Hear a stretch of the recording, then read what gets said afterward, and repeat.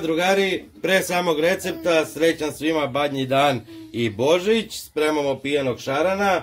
Sve što nam je potrebno je belo vino, 2-3 čena belog luka, glavica veća crnog luka, so, pirinač, ulje, biber, šaran oko 1,5 kg i 1 limun. Uzmite šarana i nožem ovako ukoso zasecite slobodno, znači ovako da udari u kosku na nekih 5 do 6 mjesta. Uzmite, okrenite sa druge strane i isto tako zasecite. Kad ste nasekli, uzmite i dobro posolite sa jedne i druge strane i unutra. Kad ste začinili ribu, uzmite limun i isecite na kolutove. Kad ste nasekli limun, isecite ga ovako na pola i ubacite u ovo što smo zasekli.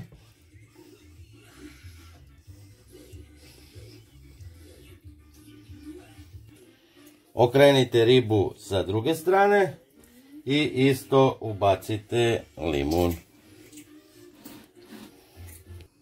I ubacite unutra 2-3 koluta limuna. Uzmite veći pleh i ako nemate onu mrežu za u pleh, rešetku, stavite ovako jedno 4 ražnjića ovako ukoso i jedno 3 ovako. I uzmite ribu, pažljivo stavite. Uzmite ulja i nalite ovako. I onda uzmite vino i isto prelite preko ribe.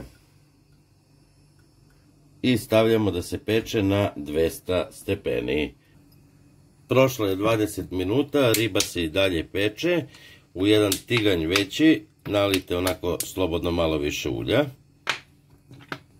Kad se ulje zagrejalo, sipamo luk, promešamo i pržimo 1 minut. Nakon minuta dodajem beli luk i pržim još minut. Nakon 2 minuta uzmite, operite pirinač u 2-3 vode i sipajte, promešajte.